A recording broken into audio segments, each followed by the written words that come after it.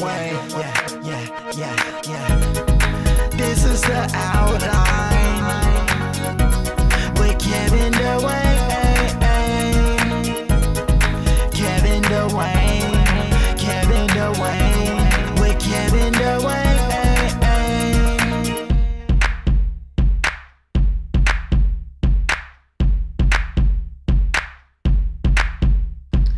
Yo, what's up? It's The Outline with Kevin Dwayne. Happy Thanksgiving week.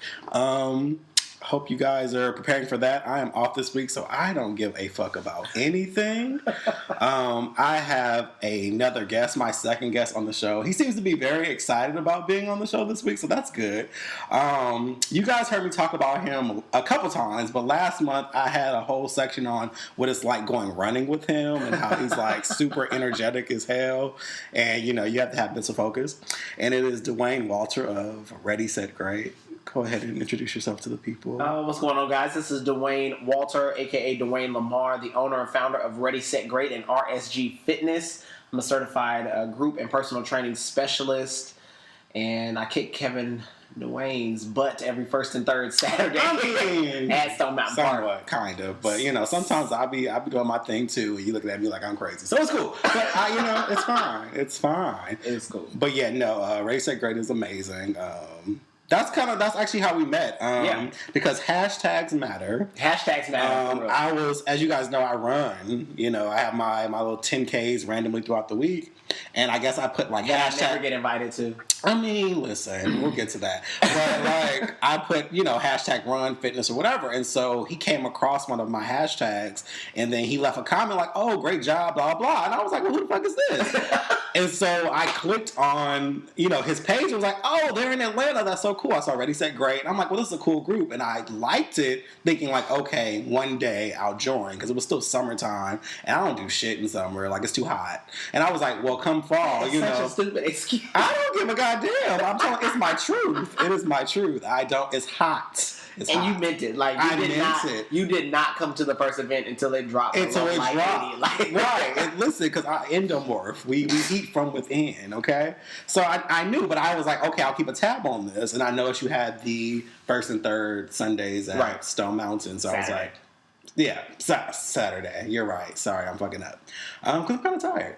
But anyway, so yeah, so I went to one, and then I thought Dwayne was awesome. I was like, oh, he's cool. So I started going to all of them, inviting people to them as well, and that's all she wrote at that point. Now we're friends, and like I talk to him more often than I even thought I would. And y'all know I'm very much no new friends in my life. That's just kind of what I've grown to, because I used to always be social in my early 20s. You know. No, but you still. I'm still very much no new friends. Right. Because I think last week I was texting you like, "Hey, what's going on? What are you doing? Like, let's get up." And you were just like, "I'm here. I'll see you." Saturday.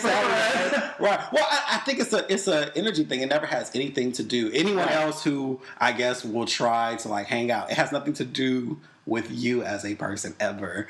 It's just me. I literally have like, I know me, so it's like it's an energy thing. I have to feel things out and stuff like that. But almost everyone's auditioning in a sense, and like with Dwayne, like you're really cool, like you're super cool, like I'm completely comfortable with you. I mean, I'm in your space right now. You are in my space. We're recording this at his place, so that's what I'm saying. Like I'm cool with you, but I think everyone goes to these little trial runs where you're just like, I don't know, because you may be an ancient nigga, and I just, you gotta run people through, right, and just be sure that it's you know, something that you want to invest in as a friendship. But I definitely see a friend in you, so you know, no crying on the show. I can't. But yeah, so that brought us here, and it was funny because I'm off this week from work, and yeah, I'm just happy about that. So this morning, Dwayne hit me up another situation that could have went the other way, and he was like, "Hey, what are you doing?" I'm like, "Well, you know, I'm about to run an errand. I had to give you some more ground crumbles for, you know, this vegan thing, and then I'm gonna I was gonna edit some videos." He's like, "Oh, well, let's hang out in between clients or whatever." So I'm like, "Cool." And I thought to myself, "Well, I gotta do this damn podcast tonight. So you trying to be on the podcast?" He's like, "Okay." Right. So, you know, just brought the mic over, and here we are. You know.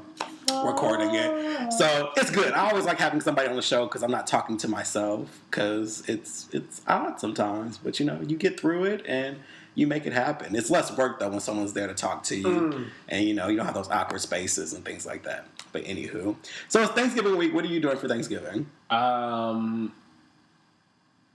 off, but I have clients because On Thanksgiving Day?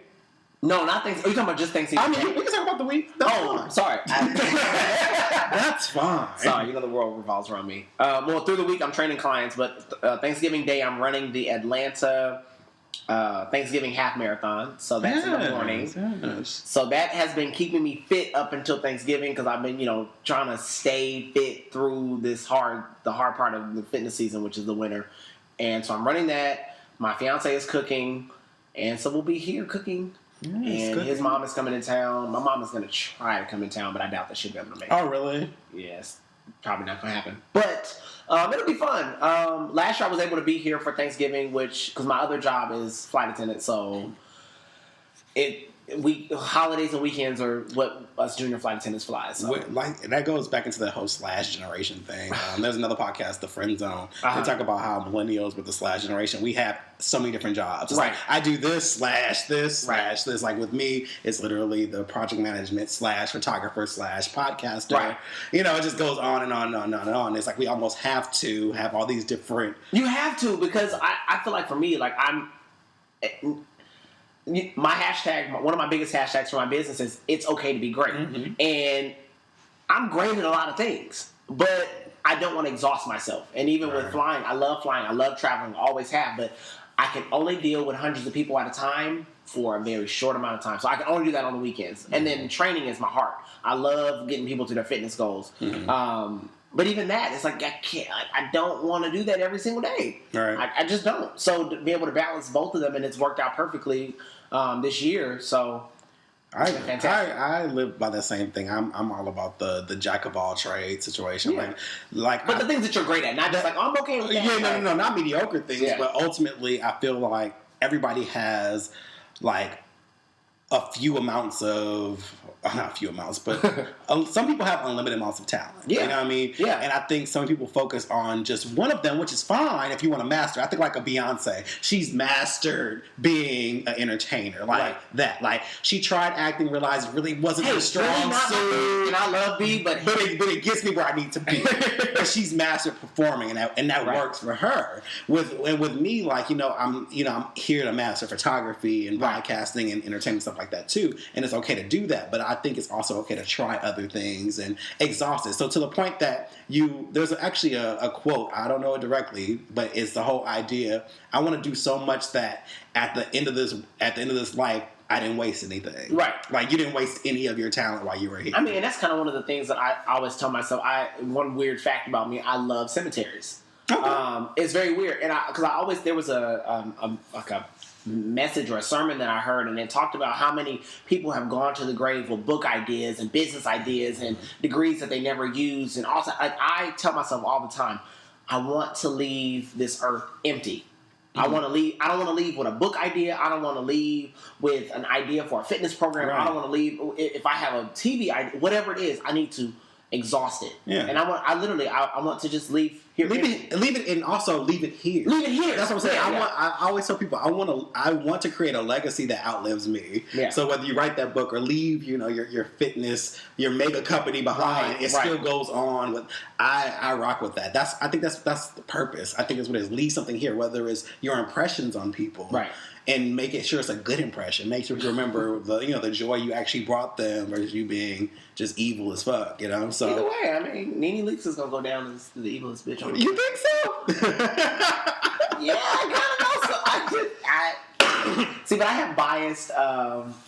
I have biased experience with her because I've had her on a flight before, and I about wanted to drag her around. I won't even let you dwell into that. I feel like we'll just leave. We're not going there. But I feel you because being a flight attendant, you get to see a lot of different celebs all day long. And right now is amateur week, so a lot of people who only fly during the holidays are flying right now, and they have no idea about the process. Like they have no idea that there are rules. Like, Rules. I mean, it just little stuff, and it drives us crazy. So I'm actually glad that I'm off this week and I get to spend Thanksgiving at home at my house. I share that sentiment. I'm actually I'm doing the Thanksgiving tour. You go to house. Oh, I was like, what? No. It's funny because me and my cousin out here. I mean, I have a limited family out here in Atlanta. So me and my cousin last year decided to start our own Thanksgiving. We were like, well, our parents did it when we were kids. Yeah. And we're 30 now. Let's go ahead and start our thing. And she doesn't have any kids yet, but she's married. Okay. But she's gonna eventually have kids. Right. And life happens. So let's start our tradition now. Yeah. So last year we put together our own Thanksgiving. It was me, her husband, her, and then my best friend was in town. Okay. And it was just us. This year, her husband's family's coming into town. And so we're still splitting it. So we're starting it our own annual tradition. So we're doing that first, early in the day. Which is good. We love, 1 o'clock, 2 o'clock. Ain't no eating that. Right, 10 right. o'clock. I'm hungry. And it's like when I get done with this half, where is the food? Right. It should have been ready. It should have been ready at 7 o'clock this morning. Right. So we make a couple dishes each. So I can't cook. Have you tried? Well, I'm the youngest of 4. So Okay. for me, You didn't have to. I didn't have to. And then it got to the point where my mom, as everybody else started leaving the house, it was like, she was like, I can whip this up so much faster than I can. My parents were older when I was, when I was coming up. So I never learned. I share that some of that. My parents were older too, and I was spoiled growing up. So there was never me being in the kitchen. My mom said, "You gonna be in this kitchen cooking," but I wish I was. Mama had some recipes for that ass. Listen, and she's no longer with us, so I can't get them. So I'm like, damn it! I should have paid attention. I think one of my biggest regrets is not sitting in the kitchen with my grandmother and writing this stuff down. Even if I didn't cook it, just writing it. It was important. Down. It was important because now she don't cook no more. Yeah, and then as they get older, they don't cook as good either. Well, I remember one year she tried this whole because she had high blood pressure or something, and the doctor told her to cook with less salt. So she tried this whole no salt thing. Let me tell you something. My whole family was like, "Hey, you gonna eat it? You try it." Go ahead, you get it. You try it. It was not good. Right? Why is it double then? I'll tell you, when they get older, they stop learning how to. But she went back to it because in between Thanksgiving and then she got to Christmas, and Christmas she cooked again, and it was right back to everything. But my grandmother never used measuring cups, and well, they just knew. She just knew, and she would make these cakes. Can we just take a second? A moment for the cakes. A moment for the cakes. The kind that are actually edible. Well, we're not gonna do that. I mean, you maybe listen. Anyway, but you had a moment for the cakes. A moment for the cakes. But cooking, it's important. But I think what made me learn how to cook was, after my parents passed and I moved to Atlanta. Yeah. You get tired of ordering out. You get tired. You're like, listen, I need some actual food. And then I didn't have anyone to literally take care of me. Now, when I was in my relationship, he can cook his ass off. And so that introduced me to home cooked food again, real home cooked food. Right. So that was great for nearly 3 years. Yeah. But during that time, I did pay attention and start learning how to put together things. And then when we actually ended the relationship, that's when I started cooking. And I'm not too bad at it. I was like, oh, I actually have a thing for this. You saw I made my little rap over the weekend. I'm into. Wait, you made that? I made that. See, you have to just try. But see, I have no interest. I genuinely believe in doing things that you have a raw interest for. I feel that. I have no interest. I feel that. I have no interest in cooking, zero. And food prep at all, or with Maurice, he cooked some fried. Maurice's fiance. My fiance's name is Maurice. He cooked some fried pork chops with some greens, baked macaroni and cheese, and something else. It was in that moment where I knew, okay, you stay the course and you're gonna get this ring. Promise. And that's smart too. And honestly, in most hetero relationships, that's how it works. The man's like, oh, she can cook, clean, and throw a little pussy from the side. I'm gonna wipe it up. But I think with me, I don't. Especially being single, I don't want to lose myself and also not be capable, because I know in my next relationship, I want us both to cook. I want us both to do. Yeah, I like the 50-50 life. I do. I don't. You like the. I get it, and that's completely fine. That's completely fine. But for me, I want a more 50-50 situation because we both. Chances are in my life, especially being male, being millennial, being gay. Listen, we're both going to be working. It's not. I'm not a 50s woman where I get to stay at home and just rear the children all day. You know, you buy me a vacuum cleaner for my birthday. You know, Christmas I get the dishwasher. Like you buy me cleaning appliances. No, this is not that time. We're both going to be working and paying bills, so I feel like we both can share in the chores and the food. See, I'm all for the chores. I'm literally washing clothes right now. Okay. Like the dog and the stuff, but I just. With the kitchen, like I will clean. So our agreement is: you cook, I clean. Mm-hmm. I clean the kitchen down like that. That's what I do. Mm-hmm. Right? So you don't have to worry about. Well, at least you got that. Yeah. Because back in my old relationship, I didn't want to do anything. I was like, you can cook and clean this motherfucker. I certainly had some flaws in my life. Right. No, I did do it, but then then it would be but your heart ain't in it. Why would my heart be in it doing dishes? Like I'm doing it. That's it. My heart's not gonna be in it. But I want you to want to take the trash out. No, I'm not gonna desire that. I'm gonna take it out because it needs to be done. Right. I don't want to do this motherfucker. I wish we had trash service. Valet trash right here. But honestly, but it was great though because it taught me about just being a little more thoughtful, and then also taking care of home is fun. Like I like having my own place to take care of. I like preparing my own meals, and you feel so good when you make a meal. You be like, damn, I did this shit. Like it's great. So and see, I love a plate being set in front of me. I'm sure. Oh my God. I do too, but I feel like 50-50. No. At least 60-40. Shit. I don't want nothing to do with the kitchen. Okay. Like even when we were looking for. I mean, if you bad at it, I don't want you in the kitchen either. I mean, get it. I get it. If you can't, I don't know the first. If you're out here burning water, I mean, the water will be evaporated by the time I'm done. But like even when we were looking for places to stay, we walked into this place. And like what I would do in any apartment, like as soon as we walk in, I would just hang out by the door.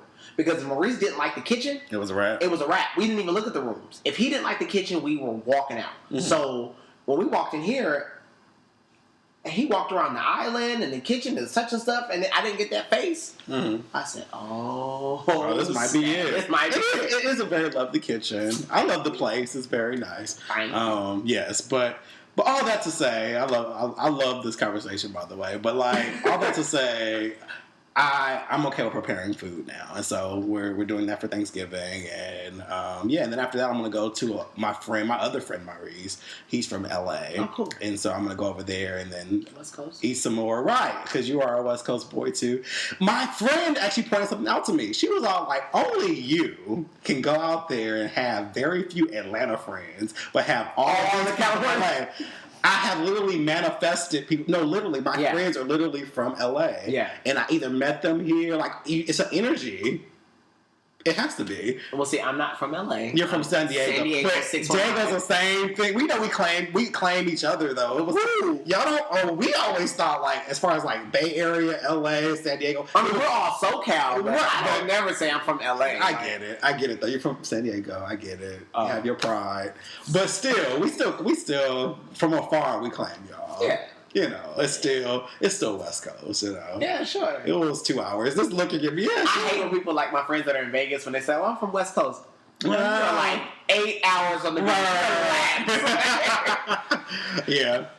I guess for the purpose of that. But that's dope. But yeah, I keep manifesting West Coast people, rather. California people, to be exact. To be very specific. To be... Not Pacific. Not Pacific. Even though that's what, But anyway... That's funny. So that's cool. So that's the Thanksgiving plans. Other than that, I'm just chilling. It's so nice to not have to check any emails. And I still got to check emails. Because I have new clients starting this week. That's true. So yeah. But I'm doing this and just working on my personal brand, and just it's nice to just do that and then binge watch the fuck out of some TV. Like, see, you got me on that. Like, I did not.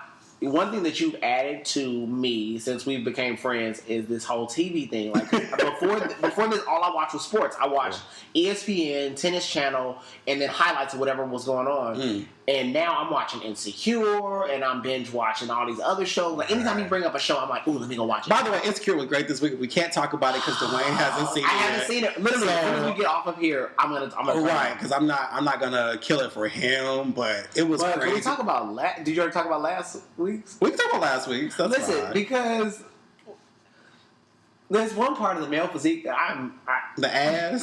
There was a lot. There was like 3 good asses. The show is an ode to the male ass. Listen, and I appreciate it was light skinned ass. It was dark skinned ass. It was tall ass.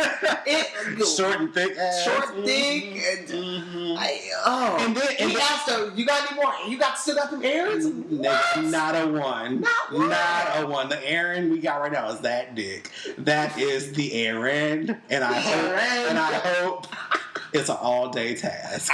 Okay. But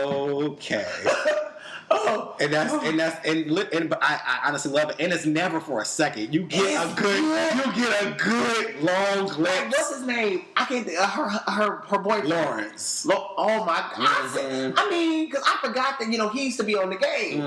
You know, in other movies that and stuff. athletic booty. You know, and he took the clothes off. Second, my voice get all high. Yeah, because it's booty. It's booty. And then what's Daniel?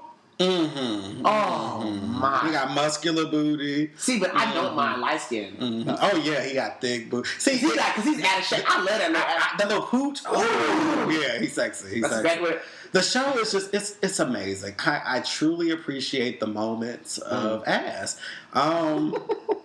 No, like literally, because remember back in the day, you got quick glimpse of ass, but you had to pause that joint. Yeah, the pause, maybe a little slow mo action depending on what kind of VHS you had, DVD you had to slow mo and see it. You know, and if you took it to another level and had to get a nut off of it, you had to really use your imagination. What? Listen, I'm giving up my childhood and teenage years, but now Issa's giving you ass for a minute. Like you literally can be like, damn, this is amazing. Like I'm here for it. I'm here for it. I'm here for all of it. It's a beautiful thing, and the show is great. And I think my favorite, out of the 3, my favorite ass of them all was her what is his name in the show? The light skinned guy. Jared. Mm-hmm. I don't know when he wouldn't give her no milk for the cereal. I like him. I just love. I like him because he really was hurt too. And the way he's playing the role very well, he seems very genuine. He has this kind of energy about him, and it's really, really, really. And and one thing I love about him, that's something that I don't beat around the bush when it comes to conversations that need to be had. And like, soon as she woke up, and he was like, she was trying to have some small talk with him at the breakfast table, and he was like, no, what are we doing? Right. What was last night? Right. I loved it. Oh. And also, and he's then laid it down. Oh yeah. You communicate her and you beat it up. And he knew that in the morning. He's like, I'm going to tear this pussy up as soon as you give me a chance to. And I told my friend that was going to happen. I said, oh no, Jared's going to get a chance to beat that thing down. Mark my words. And he did twice. Because, when she took the little joint from the Chrissy Teigen book, they had to do that. She actually, she got an interview on Breakfast Club, and she was talking about, rehearsing for that scene. Because, she's a virgin. Her name is Ivana Orji. She's Nigerian. And so she was a virgin as a teenager because her parents were like very strict. And were you telling me this? Probably, I don't remember. I think you told me. Okay, go ahead. Her parents were very strict, and so she said she had a plan like, when I'm 18, I'm gonna lose my virginity. Oh, and she thought she was gonna be married by 20. Right? Yeah, she moved to the States to go to GW. Yeah, and she thought she was gonna be married by 22. Didn't happen. 25, and then all of a sudden she said time just got away. Yeah, and she's still a virgin. She's okay with it though at this point. She played that role right. Right. Exactly. Okay. And she said that Debbie Allen choreographed that scene. I was like, how does that work? She said, if Debbie tells you to do it, you do it. But she said that Debbie Allen really got in there and was like, okay, come on. His name is Langston. She's like, come on, Langston, get behind me. Langston? And he's like, ma'am, I can't. She's like, get behind me. And so she showed her how to do it. I can imagine Debbie Allen doing it. I've actually got a chance to meet Debbie Allen. I can so see her doing it. She's a beautiful person. Oh, she's so good. Yeah. Is anything Debbie tells you to do, right, you do. Yeah, she directed that episode. I love that thing. I love that too about shows right now. Everyone's getting different directors for different shows. Like Regina Hall. Mm-hmm. is directing Blackish, was it? No, what was it? Oh. I think she have seen one of Blackish. one of the scenes, but she also did one of the scenes in Scandal. She also did another scene in that movie she's in, on the show that she's in. Sorry, but yes, I agree with you. Okay. The, I'm talking about Jenny King? Jenny King. Okay. Yeah, I know American Crime. Yes, there we go. Yeah. But people are actually getting a chance to, and not just I'm going to be the director, but I get to direct this episode. Yeah. Like, I love that. And Ava DuVernay gives people chances too, because the last episode of Queen Sugar, Sally Richardson Whitfield did the directing. And her husband is the guy that Charlie's messing with. Oh. That's her husband, DeAndre Whitfield. That's her husband. She directed their kissing scene. They were like, I don't know how. I'm like, this is how you kiss my man, girl. This is how you. Come on. Nope. No, not even acting. No. No. Nope. She directed, but it was awesome. But I think I would have an attitude. Black TV is just amazing right now. Yeah, it's really good. There's been so many shows. I'm kind of sad though, because they're all ending their seasons. There's only one episode left of Insecure, and that just has me sick. Yeah, that makes my stomach hurt. Yeah, wait till you see this week's episode. It's really gonna make your stomach hurt. But whatever. We'll get to that after the podcast. Yeah, we can watch it after the podcast, because this actually Insecure is the one show that I can watch over and over and over again. Like if I'm just bored, I'm like, I just love it because they're talking the way you and I are talking right now. Like it's very West Coast. It's so. I think that's why I love it, because that's why I love it. Bitch, you're right. It's so like I say the things that she says. For example, last week when she was telling her about Jared on the phone, and she was like, "You fucked up." Like that's me and my friend. Like all the shit you talk about, you fucked up. Anyway, y'all fucked. So how long did he hit it? Right. Because that's why you acted like this. Like last week it was a problem, but no, super good. But love that. What else? Bruno Mars. That damn album. Life. It's so good. Like if you guys haven't heard Bruno Mars, life support. And one part of the thing is Solange's album. Yeah. And the other part of the tube is Bruno's album. And my heart is just pumping back. It's so good because he literally coined 80s, 90s New Jack Swing. It sounds just like an album that came out then. Bobby Brown, New Edition, Guy. Yes. It's so damn good. And it's Ready for the World. It's 9 songs. Like Thriller. Quick, boom. 33 minutes. Let me give you this piece of excellence. It's so damn good. It's so good. And even like I was telling you earlier, like my favorite song is Perm. I don't know what it is. Perm, that attitude. You gotta relax. I feel like I want to start saying it to people. Perm that attitude. I love when it's like that, where the beat skips a beat on every verse when he goes to the B, what's it called? Not the hook, but the B line before you get to the hook. Razzle dazzle. I love that because it's just like, yes. Yeah, I love it. It's just the whole album. Like I hope music continues in this way. Yeah. That we can start again playing albums from beginning to end without having to stop and skip. And I just hope. I felt like I'm getting ready to say like I have a dream speech. Yes, of cohesive albums. I love music. Like I am a music head. I always had music has been such a big part of my life. But I'm gathering music like this year, like good, great music. Like where's this coming from? Yeah, like where is this coming from? People are really, really, I think, inspired this year. Granted. A lot of shit had to go down in politics and stuff like that. Yeah. But it's inspiring people of color to really be creative and really be. This year was pro-black. So pro-black. Entertainment, music, everything was very much. This is for us. Yeah. Even Bruno, he's been pop for the last couple albums. Yeah. This is an R&B album, and it's phenomenal. It's phenomenal, and those vocals on this album. And a lot of people are so shocked by the vocals. I know Bruno can sing. Like I tell you, ever since he did the Amy Winehouse tribute, I was sold. Because I'm lost for words. Like, I just love. I think he just went really R&B because he's doing old certain sound. He reminds me of like his runs remind me of like Joe, like how Joe Joe's still phenomenal. Joe's still underrated to me, but he is, and like it's very just he's giving you those runs with those full and the so damn good. No, like it's so damn good. Like like Bruno Mars, man. Like, and the fact that he can dance, like he is a real like. Yeah. There's very few people that can actually sing and dance.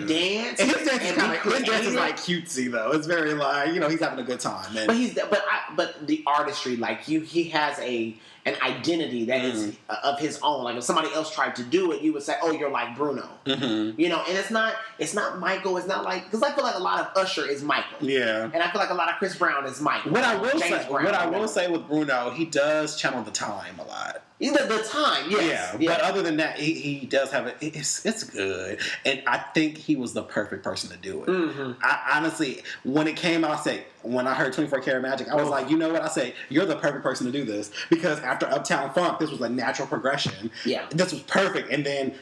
When I heard 24 Karat, I said, you know what, this album may be something to look out for. And he had an interview saying, oh, it's going to be very retro R&B. I said, I'm in. Yeah. And when it came out, he literally gave me what I wanted and more. I was just like, I was half asleep when it came out, because it was like late at night. Yeah. So I like to play music. And That's What I Like came on. It woke me the fuck up. I said, what run was that? What was that run you just did? I woke up and was like, wait, rewind that. What did you just do? and see, and I was a choir kid, so them parts in some of them songs, I'm Yeah. like, Bruno, where did you hear that? Where did you hear it? It's the Holy Ghost. Yeah, I venture to say one of the best albums of the year. Absolutely. No, absolutely. Like- It's definitely in my top 10, which I have not put together yet. But Bruno and Solange are there. But here's the thing, though. This is going to be hard for me as a Beyonce stan. I keep feeling her get pushed down the list by these damn albums. I'm like, damn it. I'm sorry, Solange's album. Right. Oh, yeah, Solange is ahead of Little Lemonade for me, and so is Bruno now. Yeah. Emily Sande has pushed her way up the list. Like, there's been... Tweet came out this year. Well, I'm saying there were so many albums that came out this year that my top 10 is becoming harder and harder to keep in my mind. So I'm going to sit down in a couple weeks and really start piecing it together. But I'm like, damn, where is B going to go? Because there's so many albums that I have played more than that. I play Lemonade out. I know every word, every lyric, every sound. I still buy CDs. I played the CD so many times that one of the songs skips. Right, it was a phenomenal album, but so much came out this year that it's actual competition that I'm like, this is about to be some shit. Yeah. This is about to be some shit. But it was a great year. It's probably one of my favorite years in a long time. And you don't get, I was telling a friend, you don't get many years like this. Like, I remember 1995 was a huge year of music. Like so many things came out that year. I remember like 1976 was a big year of like music. Like, there's certain years where it's like, seemed like everything came out. Because I want music like Confessions. Yes. And, the Miseducation Lauryn Hill. Yes. And, those albums that you can play, like I said, in the end. From beginning to end without skip, like the interludes. Like people, like one thing I loved about Solange's album is that it told a story. And like for me, like I've never looked into Master P or studied him or anything like that, but like to hear his story and like, wow, like you're not a crazy right, maybe a little bit. You actually are a real person that has a real story. And then, like, even when he talked about the Avon lady, I have two of my aunts used to sell Avon. I'm like, there's people who still sell that shit too. And I'm like, wow, like that's good. Yeah. So and he was inspired by that, and it gave him a voice. But I think more of us need to tell, even as from business owners, more of us need to tell our brand story. We need to tell why we do what we do. Not just so much, we're deep into whatever, but this is why I started this. This is my purpose. It's your mission statement. Yeah. A lot of us, we forget that. We're dope now. We're dope. And you got to tell people why you got there, and it's amazing. But definitely some competition this year, and I love it. But my ears have been in heaven this year. Like, I just literally look, when you listen to songs and you kind of want to cry a little bit because it's so good. Or, there's certain parts that hit you. Like, I had that happen to me so many times this year. It's been a phenomenal year of music. Yeah. Phenomenal. And see, and not switch because I've always loved country, but Chris Stapleton has taken my whole mind to a whole nother level. Have you listened? No. If you guys have not heard, just go on Spotify and look up Chris Stapleton. Oh my God. You want to talk about, like, if he just was sitting right here right now singing, you would think he was an old black man. Yeah. He's country, you said? He's classified country, but to me, he's blues. But you gotta understand, country, the elements are very much, right. It's just... Which pissed me off about Beyonce and being upset. Right. Like, she's not the essence of country. What the hell? That's the essence of country. That's our shit.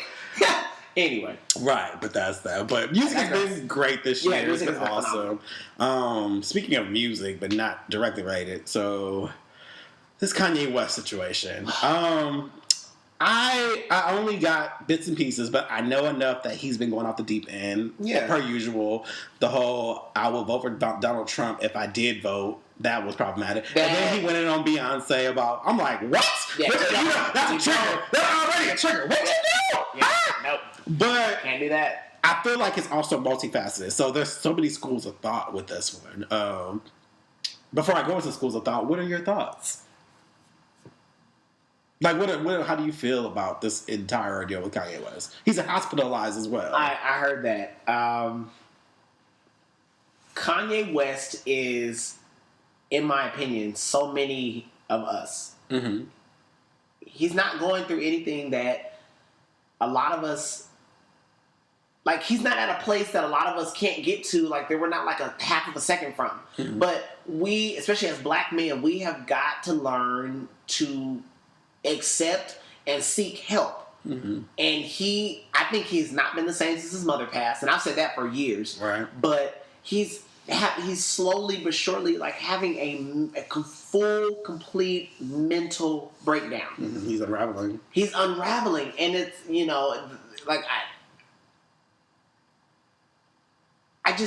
I feel for him. I don't feel bad for him as much as I should. And some people are like, oh, I want to pray for Kanye now, blah, blah. Kanye West has enough money to get the best therapists and psychologists and psychiatrists that he needs to get him help. And then you're married. So where is your wife in this whole process? Where is your family? You have a family full of millionaires. You have friends like Jay-Z and Beyonce and Rihanna. Well, not no more. Well, yes, that you didn't talk about this mess where you had friends. But you know, I think a lot of things that we go to church for, and we seek church and pastors and healing for, we need to be going to go see psychologists and psychiatrists and talking to somebody for real, because, like, and this is coming from somebody like myself who is a product of a product of therapy. I've been there. It's like suicidal, and I've talked on my own vlog. I've talked about, you know, where I was in that dark place after my sister passed and dealing with my sexuality and family stuff. And you will go so dark and so numb, and you will learn how to smile and say, I'm good, I'm great. Mm-hmm. And you are so dark. Inside, yeah. And he's an incredible musician, probably one of the greatest musicians we'll ever see in our lifetime. Yeah. And he's on the verge. I mean, I would not be surprised if some news thing came out and said Kanye West hung himself in the hospital room. And that's crazy. And that's the big thing about celebrity. Yeah. You have so many yes people. Oh my God. Some people who are afraid of losing that check and losing that money and losing that privilege of knowing you and benefiting from you, that people really aren't saying, hey, fuck this. Yeah. You need to take a break. Get off of Twitter. Get off the stage. You need to take care of yourself. Yeah. You're good. You have enough money. And that's what I feel like. That's what happened to so many people. I think that's what happened to Michael Jackson. That's what happened to Whitney. That's what happened to all these people who die way too young. Yeah. Because money cannot buy joy. It cannot buy joy. In fact, money can buy happiness. I agree. A new pair of shoes makes me very happy too. Very happy. But it's only temporary. You know, because you gotta have something happening to be happy. You know, and I couldn't imagine living in a world where you can't really trust new people. Yeah. Like, can you imagine living in a world where you always have to think to yourself, what are you after? Yeah. Like, what are you after? Like, all the time. Everyone is, you have to, even your family. I remember he talked about his cousin stole his computer with some important stuff on it. He had to pay him like $250,000 to get the computer back. His cousin. Like, I couldn't, money is the root of all evil. That's what they mean by that. People will turn on you for money. Yeah, easy. Small amounts at that. Yeah. So imagine. So I think about that, but then I also, it's twofold, because yes, I definitely think about the mental aspect, and that's where I was going with it. Yeah. But there's also the other school of thought too. I think Kanye West also deals with issues with white acceptance. I feel like he wants to be deemed approved by white people so badly. But again, he is not different.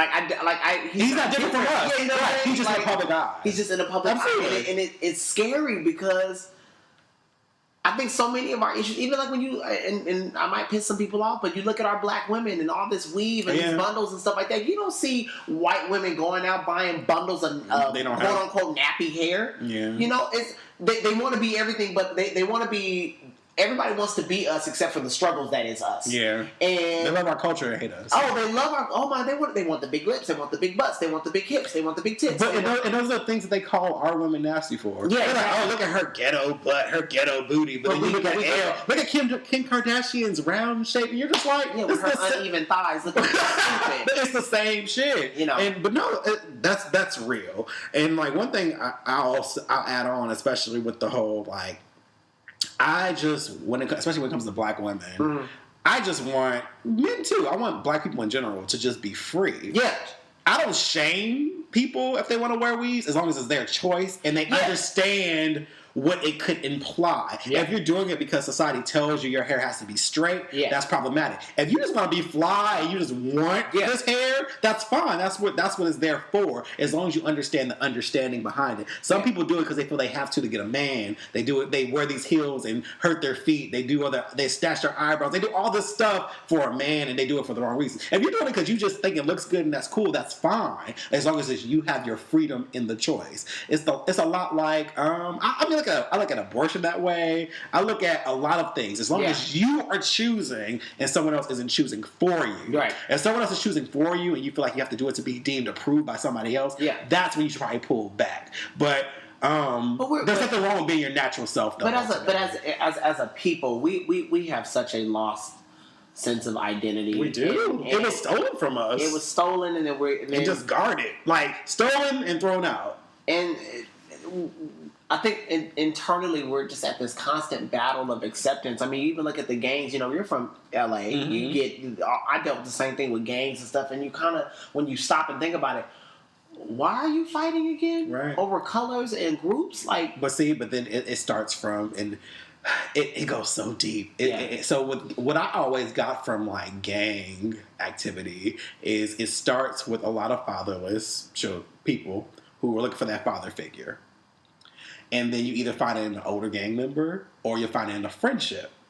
And then that friendship is offering you love that you weren't getting from somebody else, that you were missing.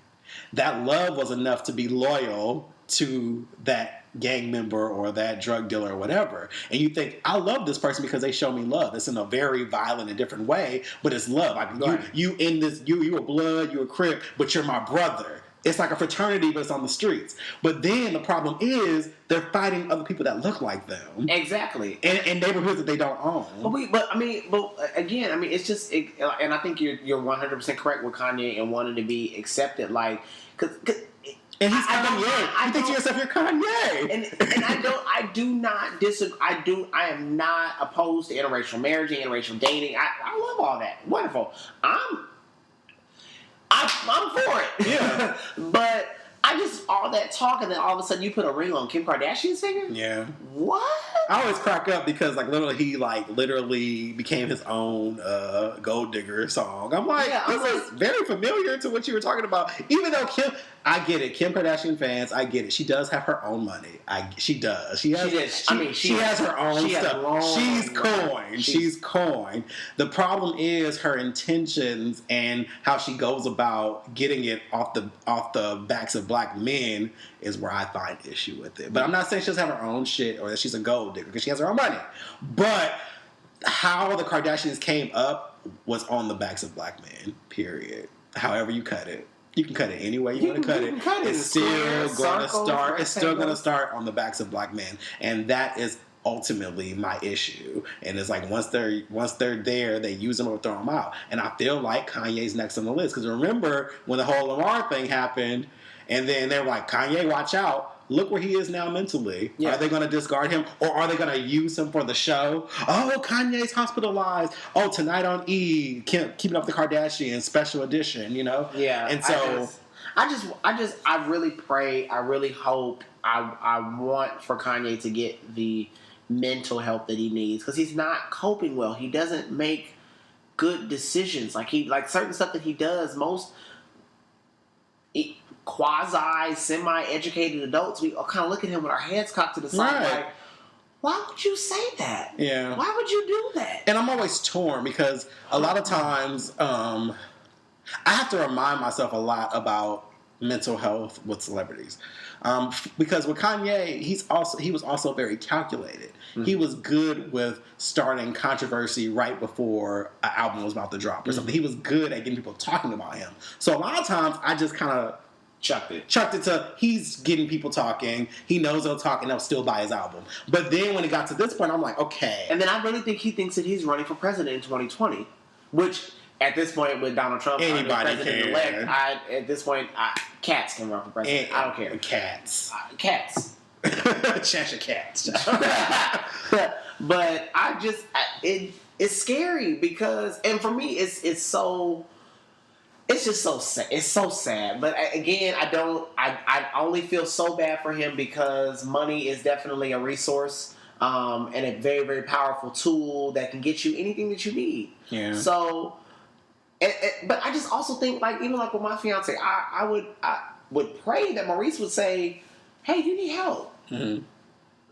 Let's do this together, or let me drive you, let me take you. But I see Kim in pictures and this and that and doing this, but like, what about your marriage? What about the father of your child?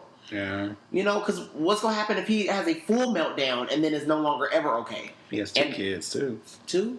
Mm-hmm. See, I don't keep up with these people. Yeah. That much. Yeah, she just had a son, Saint West. Oh, Saint West. Yeah. And then you got Northwest Airlines. Yeah. Cool. Yes. But, yeah, so I will say that, yes, I hope that Kanye West gets the help that he needs, but he definitely needs to stay away from his platform for a while. Yeah. Like, yeah. And he owes it to himself. Because that tour is not helping him. Because he just go on rants. And then even, like, I love theater and I love music and stuff like that. But even have you seen the setup of his tour? How he floats above everybody? Yeah. It's just his way of isolating it. It's just, like, for me, it's just like a kid crying out for help. Like, I need help. Like, I'm up here. Like, can you see me? Mm-hmm. Very Willy Wonka. It's very Willy Wonka. And it's just like, man, I want to give you a hug. And then Kid Cudi gave him a hug or something. And then that was a whole other thing, too. Kid Cudi, that was like a precursor going to rehab. And that's what I'm saying. It's just, I wish him the best. Honestly, I'm still kind of cool on him until he gets the help he needs because I'm tired of the rants and shit. Yeah, I'm tired of But he does. It's one of those things like a brother. You know, like, listen, you're still my family, but you need help. I'm not loaning you no money. None. You can't stay with me. Nope. But I will come visit you in the rehab and make sure you're doing okay. Not too done. Not too done? Okay. I mean, it's like you love from afar, but I'm not going to be supporting your habits. I'm not buying any of your music. I'm not consuming it. I'm not adding to your streaming until you get the help you need. Because you're talented, but you need help. He's a musical genius. Yes, he absolutely is. He needs help. Absolutely. So, all right. So that's enough about Kanye West. I was going to talk a little bit about the Mike Pence Hamilton thing. So we're not going to discuss it. I'm just going to run over a quick little thought really quick. It's my whole right side of my face. Right. Recently, Mike Pence, Vice President-elect, he went to Hamilton, and at the end of the show, one thing I need to understand, Hamilton, at the end of the show, they always talk about charity. They always talk about politics. They always talk about things. This wasn't a new thing. Yeah. They always talk about what needs to be done moving forward, like after watching the play. So it's nothing new. Yeah. But since Mike Pence was there, they decided to say, listen, like, just in a nutshell, make sure you're the president of everybody. That's all we're saying. Make sure you take care of everybody. Don't just look out for people who look like you. Look out for everybody. That was the main note. Mike Pence said he wasn't offended by it. He was like, I wasn't offended by it. But of course, Donald Trump went to Twitter. Why does he have a Twitter? You are the president-elect. Get your ass off of Twitter. But anyway, he's like, oh, Hamilton, they bullied him. They owe him an apology. An apology for nothing. For nothing. And because if Donald Trump can get on what he did at all of his rallies over these past couple of years and say all the crap that he said and do all the stuff that he said, anybody can say anything. And because that exactly, and that's my main point I wanted to make about this. I wish my vice president could whoop Donald Trump's ass. I wish Joe Biden could really take just have a moment behind that gym he was talking about. Right, just really, pop. Yeah. Joe, please, if you hear this, bruh, I promise I'll bail you out. Right, we're gonna try. It's gonna be high. It's gonna be high as hell. We're gonna do a GoFundMe. Right. Do it before he becomes president, because then it's like a whole Right, other or thing. Indiegogo or something, you know. But ultimately, the point I want to make is this. Everyone keeps talking about, oh, that was wrong, that was bullying. But the issue that people have is the message. White people have, and they have an issue with us saying, hey, don't kill us. Hey. How do you call me a bully for saying, don't kill us? And then just like in the Beyonce video when she said, don't shoot us. Oh, it's anti-police. Anti-police. No, I'd like you to not, I would like you to please stop putting hot pieces of lead in my chest. Right. Por favor. Stop killing. That's it. Please? It's not anti-police. And telling someone, hey, make sure you look out for us too, is not bullying. But people like Trump have this mentality that just don't talk. White people want us not to say shit. And I have another example of that. On Sunday, I went to the Great Tree Lighting at Lenox Mall. Mm-hmm. So I don't know if you saw this, but a couple weeks ago when Trump was elected, there's somebody in the city who has this big projector. Oh, he put fuck Trump on the Crown Plaza. So happy. Well, they showed up again at the tree lighting. Awesome. This year they put no one is illegal, which is safe. It's a nice message. It just said no one is illegal. Great message. And they put it right by the tree while the tree's being lit. They put it right behind Michelle Williams when she was performing. They that's what I'm saying. But of course you had the grumbling, like people were like, I mean, I'm okay with the message, but I just feel like it's the wrong time. It's the wrong platform. I'm like, see, it's always the wrong time. Platform if the message is not white supremacy. Right. So we don't want us out protesting and fucking up shit. You don't want us in sports doing. Yep. You don't want us doing it in sports. You don't want us doing it in music. You don't want us doing it on Broadway. No. What you're saying is just shut the fuck up about your injustice. We don't want to hear it. Yeah. And I'm like, because ultimately, white people just don't want to. Some white people. There's some allies out there that listen to this show. Thank you. But some white people don't like that tingly feeling. And what that tingly feeling is guilt, hurt feelings, and privilege. But guess what? None of those will kill you. No. So you'll be all right. You'll be okay. Get the fuck over it. That's what platforms are used for. Why do you think we have entertainment? It's not just for entertainment. It's message. It's there for a message. It's there to program the masses. We're just reprogramming all the bullshit that was put in against us. We're going in and saying, no, fuck these stereotypes. Fuck what you think. Fuck what CNN is reporting on and not telling the full truth. We're telling you, listen, this is what it is. That's what platforms are used for. And if you have a problem with me using my black-ass platform, take your white ass on. And then another motherfucking thing. Oh, yeah, When it comes, there's a protest happening for Hamilton. A boycott. Listen, the target audience that goes to see that ain't worried about your motherfucking boycott, girl. It's sold out until the next year, girl. Ain't nobody get your tickets up, girl. We trying to get some. We're trying to go. Right. Let me know. Take your white ass home. We don't want y'all in there any goddamn way. Thank you. Right. So that's all I wanted to say about that. Let's move on to the table topic.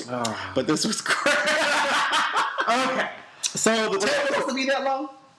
It's supposed to be whatever. I love it. I love it. I mean, people will be happy because I know people have been like, I want the show to be longer. People be happy. This is for us. This is for us. Be happy. And I'm very intelligent, okay? I can write. But listen, people be happy.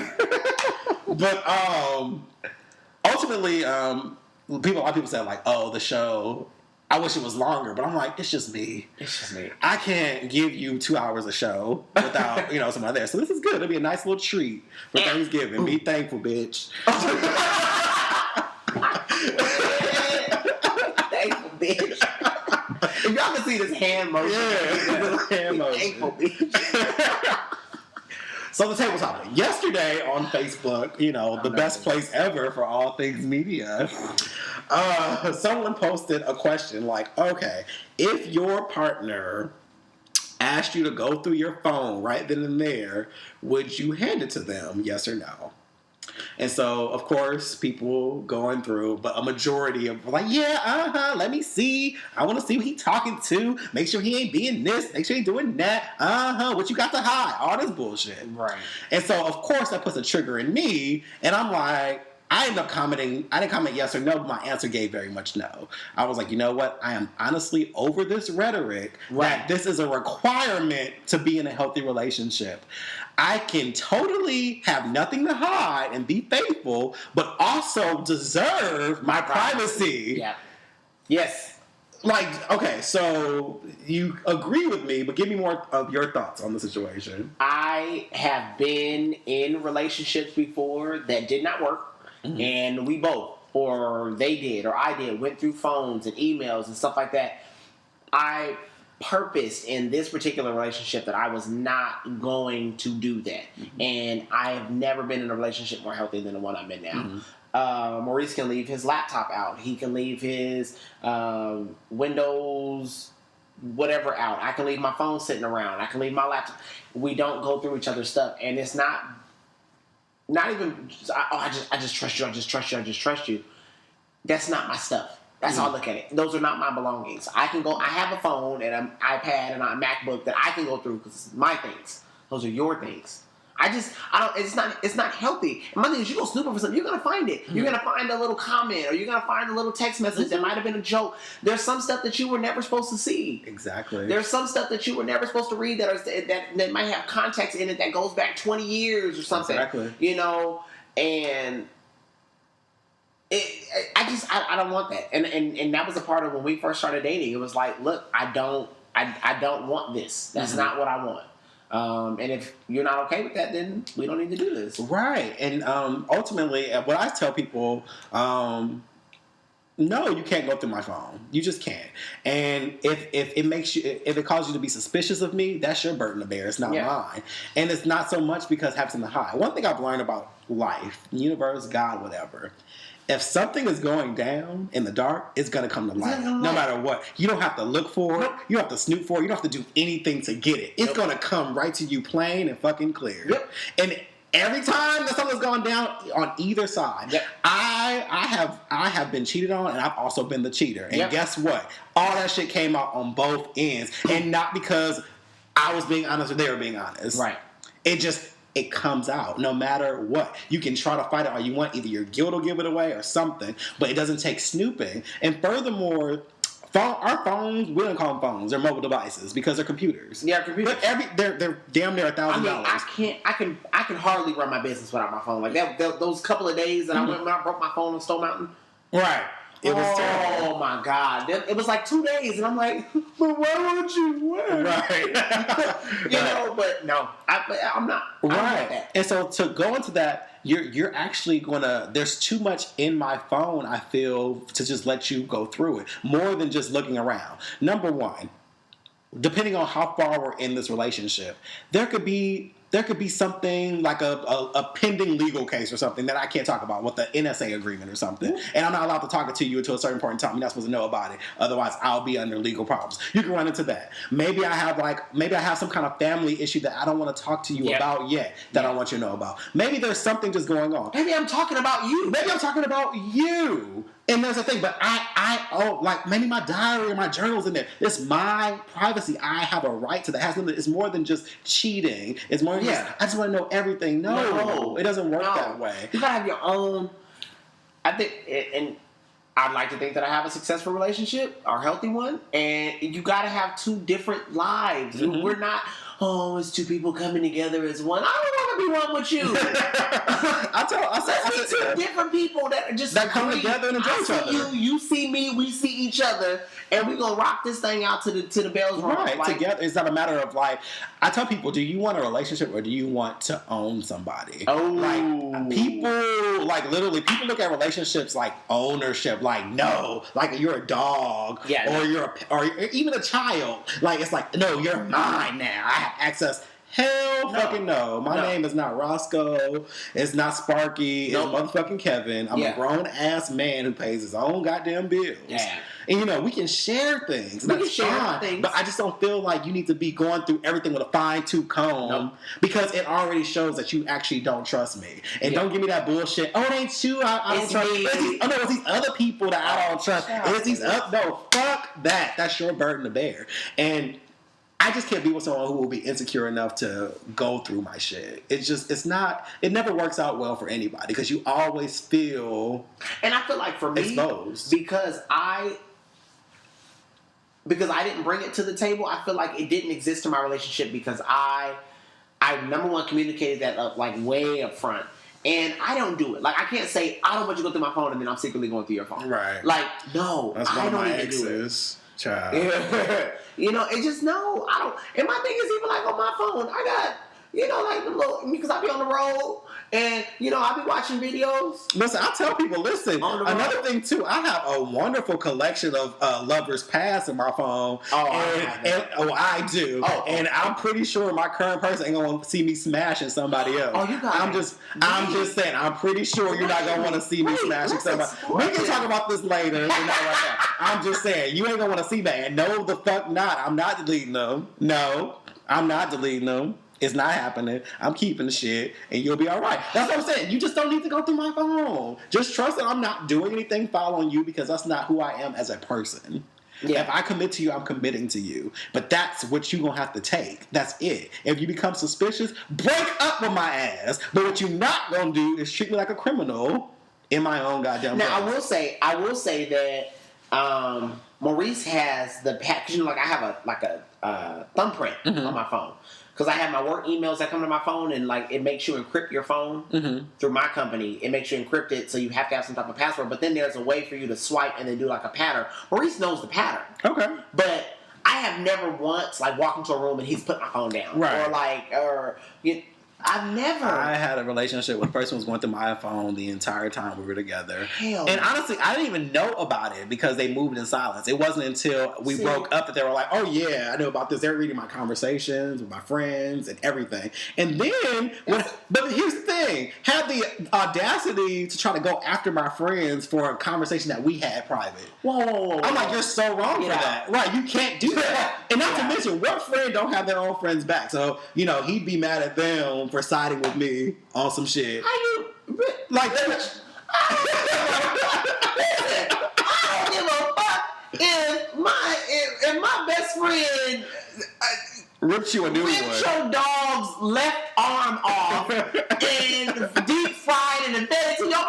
Right. He right in my book. Right, but that's what. Hell no. But yeah, so he would have anxiety. And actually, it was a situation like when we broke up where he actually attacked one of my friends, like went off. And I was just like, you really just attacked them on a conversation that you read between me and them that you weren't even, it wasn't even your right. You weren't even. Actually, that's federal laws against this shit, actually. It's like opening up my mouth. And that's what I'm saying. And so I'm saying, like, it's just not worth it. If you don't trust me, break the fuck up with me. But you also got to get to the root. Like, okay, why do you want to go through my, what is it in my phone that you need to have to validate whatever you need to feel? It's probably some kind of bad intuition, or cause I get bad feelings. I get intuition. I get that. No one wants to feel like they're being played for a fool. I get that, but trust that the universe will reveal what needs to be revealed to you without you having to go that far. And sometimes you just need to have a conversation. Exactly. I'm not feeling right.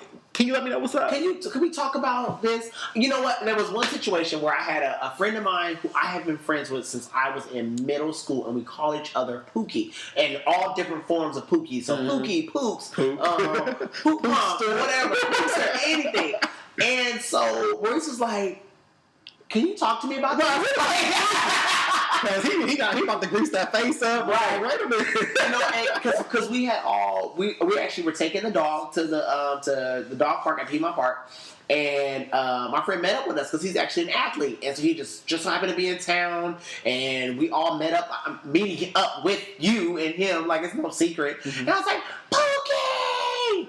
And I could just tell something was not right with Maurice. Like his face was not for it, and then later on he was like, talk to me about this. Right. But that's the right way to go about it. Exactly. It's talk about the technology. Come to me. Or harboring this feeling that eats away at you. That's why you call it other motherfuckers. Right. No. Just talk about it. And thank you for bringing that to the table. Talk about it. If you feel a way about something, talk to me. And you also have to trust that I'm being honest with you.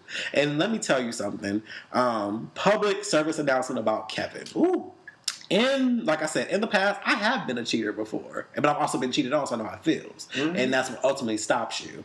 Moving forward, I'm not doing this shit again because it's too much work. Okay? It's too much fucking work. I will never cheat again. It's too much work because the guilt, the coordination, the lies you have to come up with, the guilt eats away at you till you do stupid ass shit like I'm insecure cooking and shit. I'm gonna make you more bacon? Right. Like, no. See, because I would tell myself like that. Right. Right. It eats away at you. I will never do it again. So my next relationship, I have to be like, listen, this is going to be honest. We're going to be real about everything. I mean, desire, sexuality, all that shit. We're going to be real about it all. So if you ever get to a point that something doesn't feel right, come to me, and I need you to trust that I'm telling you the truth. Because if I don't tell you the truth, I'm already breaking your heart. But you know, and you will leave me because I'm not telling the truth, not because you think I'm doing something else on the side. But a lot of people too, I feel like, will want to go through your phone and all this stuff because they are doing the stuff that they're looking, because they just want to feel like they're not alone in their dirt. Yeah. Like they're going through your phone because that's a word right there. There's some shit in their phone that they really don't want you to find. So they're like, maybe he's doing the same thing that I'm doing.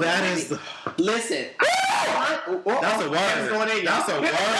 Oh, that's my ex. I had an ex that like constantly going through stuff. I mean, somehow got into my Facebook or something. Oh, but I figured out some shit. He got the fingerprints. I'm like, how'd you do that? Yeah. But I mean, it was just like, it would bring up stuff. I'm like, how you even know? And then I finally figured out you're going through my Facebook. Yep. And I'm like, okay, cool. But come to find out, you're doing all this shit over here while you mad about one little joke I made on here or one little comment I made, but you're actually cheating. Yeah. Like you are actually throwing it back. Guilt makes you do that. Yeah. Guilt makes you do that, and that's real. And yeah, so that's really where I'm at with it. Like, no, you can't go through my phone. Why? I don't desire to go through yours. So honestly, I don't want you to desire to go through mine. And I would hope that moving forward in this life, that I will manifest and meet someone who doesn't even want to do it. Because a lot of times we know motherfuckers is crazy up front. You gotta tell people, maybe not on the first date, maybe not on the second, but at some point at the very beginning, like one thing that I purposed was I was going to get to know who is now my fiance. I said, you are going to get to know me, I'm going to get to know you, and we are going to make a decision together. Are we going to do this? Because I'm almost 30. I have time. Right. I run a business. I have a second job. I do not have time. So if I'm going to designate time solely for you, you better be either the one or trying to act like the one. Right. Or no, don't act, nigga. Be the one. Right. And so I don't want you going through my phone. And like I tell little stuff like don't yell at me. Yeah. I don't like to be yelled at. Don't disrespect me. Don't disrespect. And my thing is like you can go off on me. I'm not gonna do public going off. Oh yeah. At home you can go off and yell. You can don't check my ass about like not cleaning the kitchen. And every now and then that works out the bedroom. You like, I'm sorry, Daddy. Right. But I'm just like, wait a minute. But and so all of those things that because you can't say that I never told you. You can't say, I didn't know you didn't want me to go through your phone. I didn't know you didn't want me to yell at you. You know everything. Yeah. So then if you decide to then holler at me in public while going through my phone and I bust you in your chops, well then you kind of asked for it. You said please. Yeah, please just punch me. Please. Right. We don't condone domestic violence. I'm joking. But now and then you gotta choke them up real quick. That's a little bit. Just let know you're serious. I kind of like choking. Yeah, a little bit. Yeah. But yeah, ultimately, and that's what it is. Communication, open communication. I get it. Insecure, like no one is just fully secure. We all have little things, little itching things that happen. We all have things like that. But you have to make sure that you're not burdening someone else with them. Yeah. Also, you take some breaks in between these goddamn relationships, y'all. Ooh. When you break up, you need to take time to your goddamn self. Because what's happening is people are serial monogamous or they just like to be in relationships. So they take their shit and there's no healing. You literally just there's no person. But a lot of people because some people will come to me, now that we announced our engagement and stuff like that. And they'll ask me relationship questions as if I'm some type of guru. Yeah. Because you're in one. I know my relationship. Right. I'm in mine, and I don't really know about anybody else's because everybody else is different. But they'll ask me questions, and I'm like, you guys, the biggest thing is just talk. Yeah. And communicate.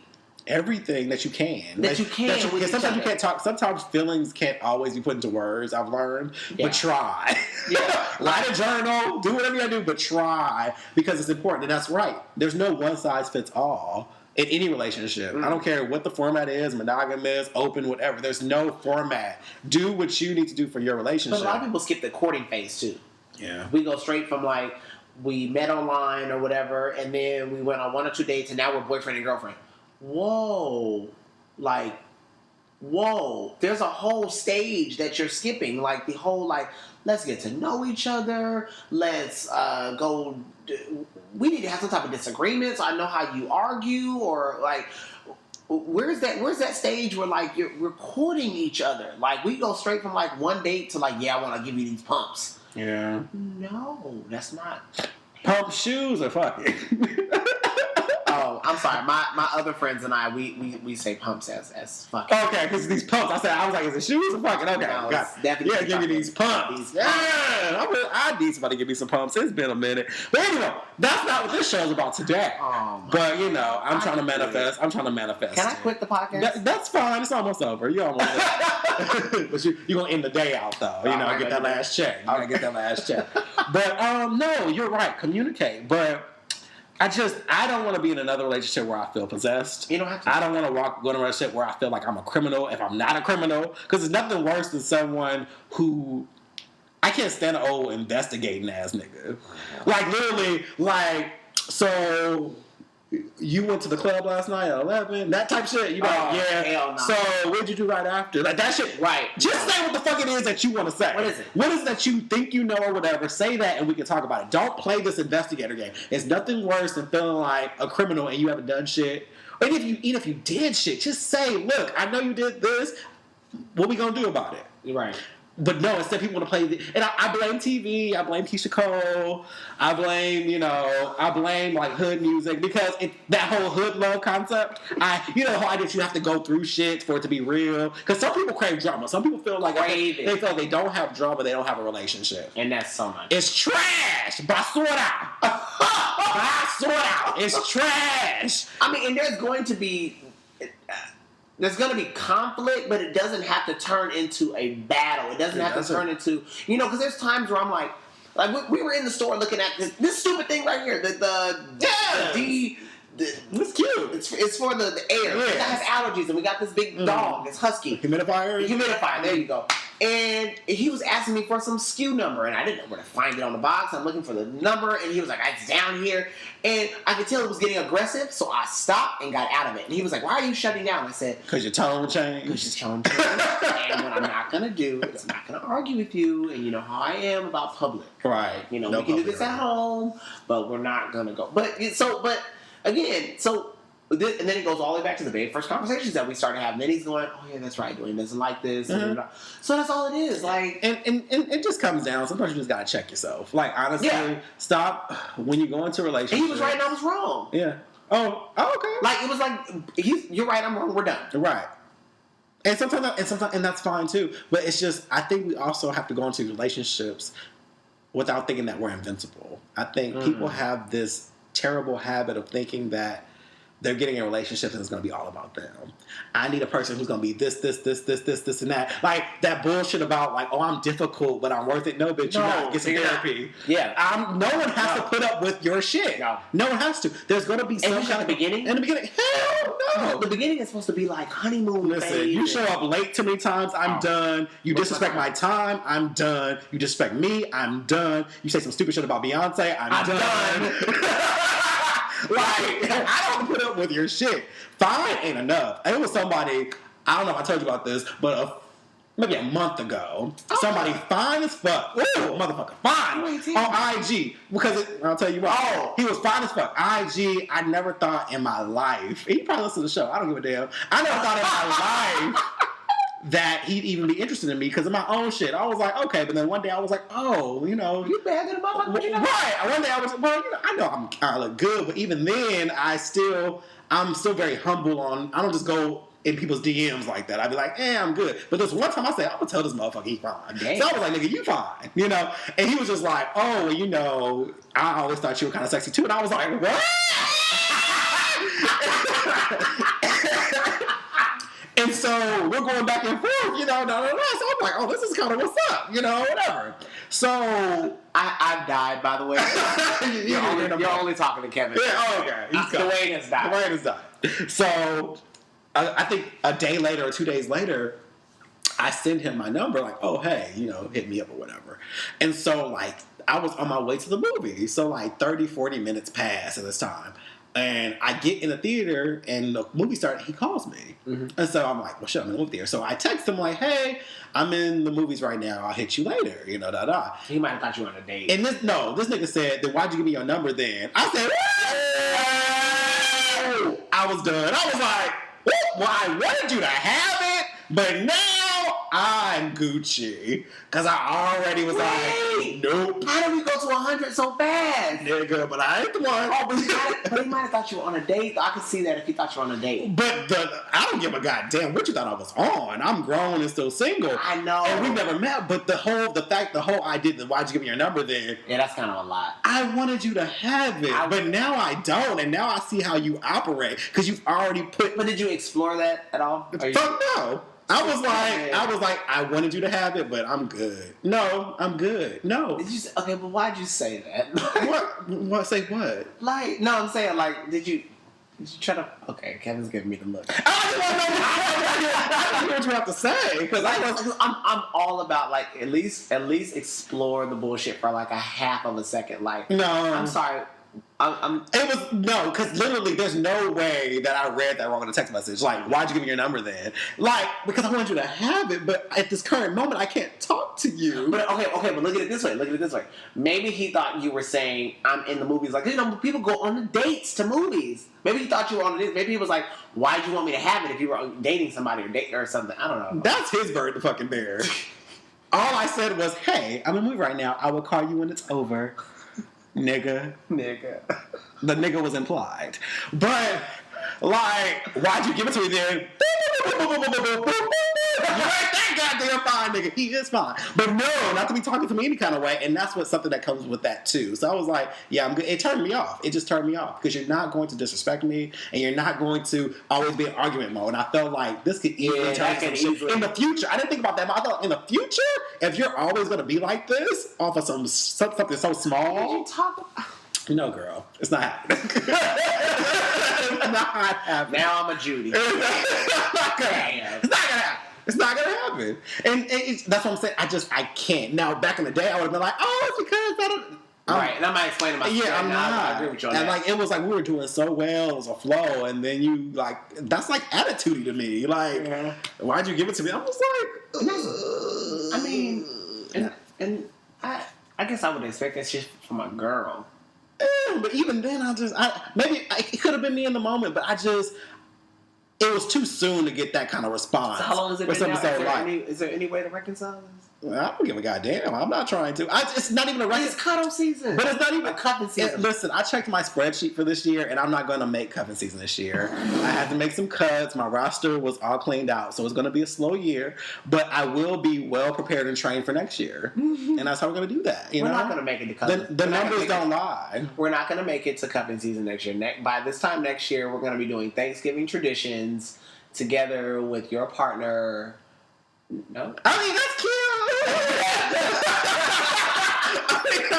I'm here for this magical, mystical partner. I believe in the fairy tale. Yes, I guess. But yeah, like I said, with that, I just recognize things sooner in people because experience and intuition will teach you things. Yeah. And one thing I've learned is things repeat themselves if you allow them to. And that would have been another situation where I'd be like, you know what, you get on my goddamn nerves, and because he's fine and probably got some good, whatever is in them, whatever he packing in them snacks, I'm just saying. Listen, I only have so much.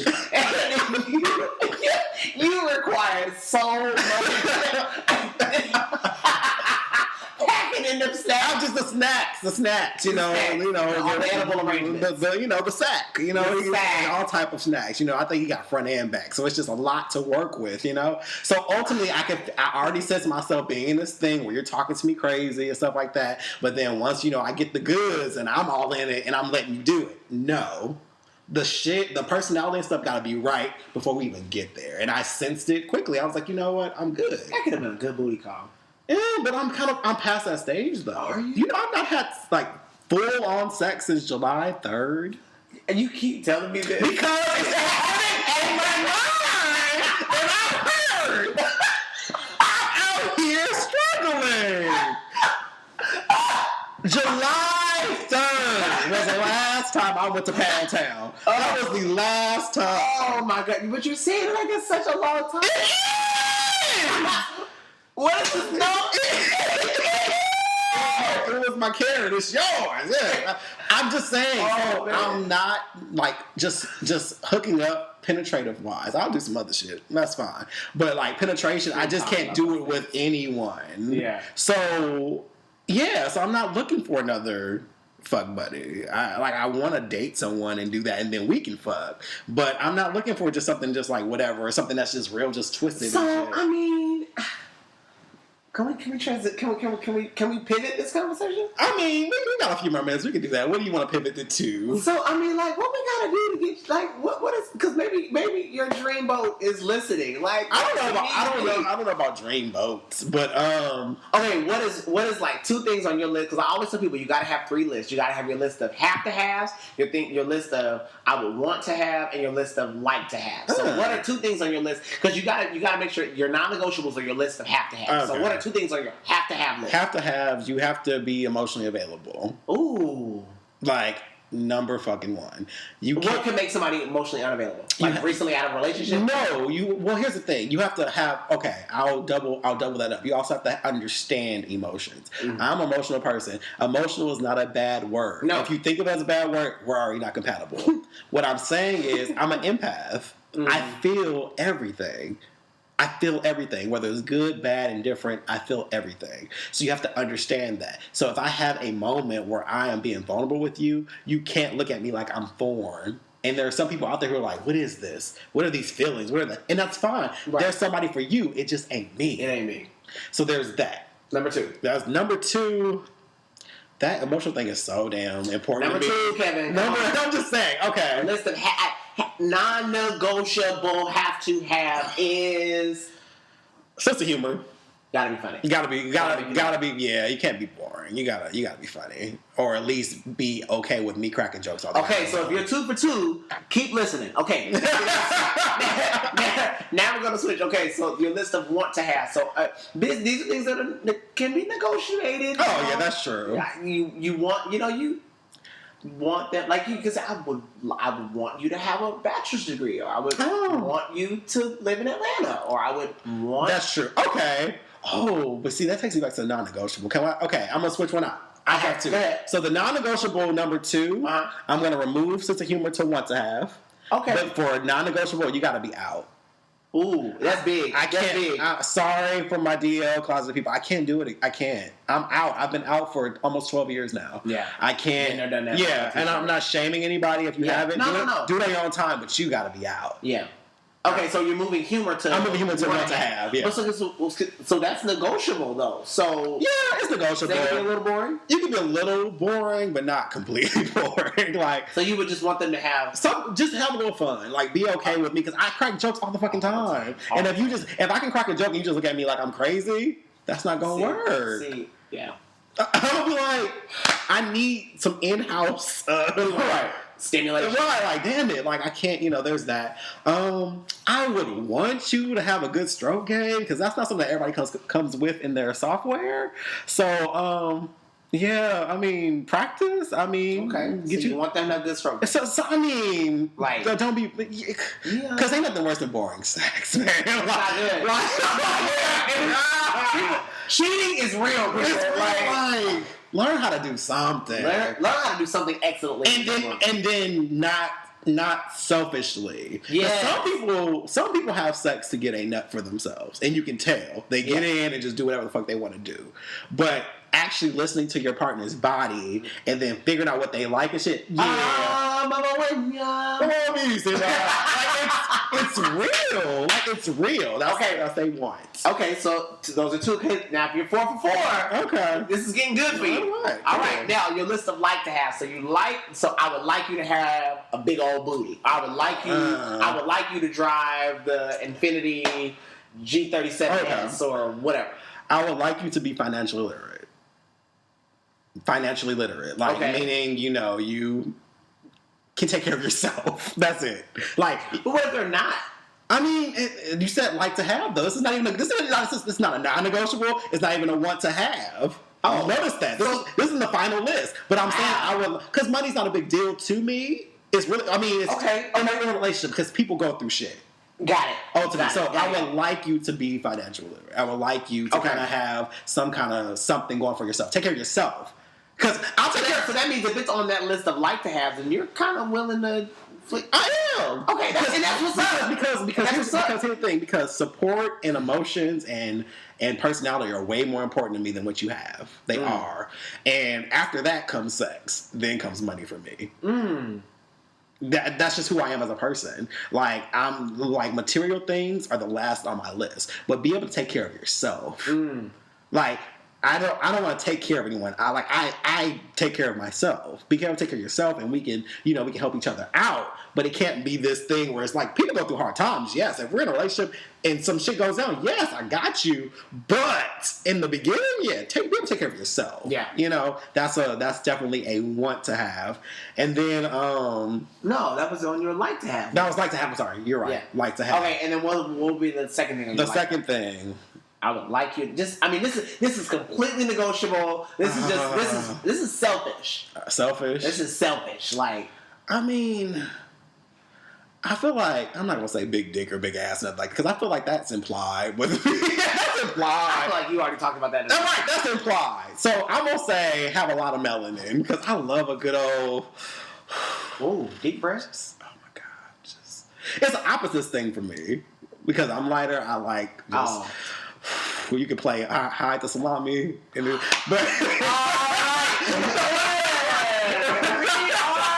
here, and I don't have anything else. And you know what? That's a good ending spot. But this was super awesome. I'm happy. This was fun. We actually went almost an hour and a half. So really, yeah, it's gonna be an awesome show. I know it's gonna be one of those shows for the books. It was fun. God. But remember, you guys, to listen to it on iTunes, SoundCloud, Stitcher, KevinDwayne.com, Google Play Music. Share it with your friends. Follow me on Twitter. Follow Dwayne. Give him your information to get you. Again, this is Dwayne Lamar, your greatness coach. ReadySetGreat.com or IG, Instagram, and Facebook, all at ReadySetGreat. Yes, and I'm the World of Kevin on everything. So about that episode next week, it's supposed to be questions and answers, but y'all niggas ain't sent much, so we'll see what happens, okay? I'll let you know. It may just be a regular show, and that's fine. You guys will be okay. I'll ask. Well, I'm just saying, unless y'all send the questions to the outlinetopics@gmail.com or my inbox like some other people like to do, I don't know how that's going to go. Maybe it'll be a segment of the show, but right now it's looking a little bit bleak. And that's y'all fault, not mine. So, yeah, we'll see. But next week is supposed to be the question and answer because it's my 20th episode. I can't believe that I'm going to... this is number 19. I'm a stan, by the way. You're a stan? I am. You better be on the show because I went back and I binge listened to... I remember because I got all this activity. I'm like, what's happening here? Dwayne likes to comment. So I love to comment. I stopped commenting because I'd be like the only person commenting. I was like, I don't want to be weird. It was not weird. It's cool. I'm like, okay. Let's see what we're about to say here. But yeah, so that is the show. Have a great holiday weekend. Happy Thanksgiving. Happy Black Friday and all that good shit. Do what you got to do. And we will talk to you guys. Well, I will talk to you guys next week. But, this is awesome. All right, y'all. Peace out. Bruh.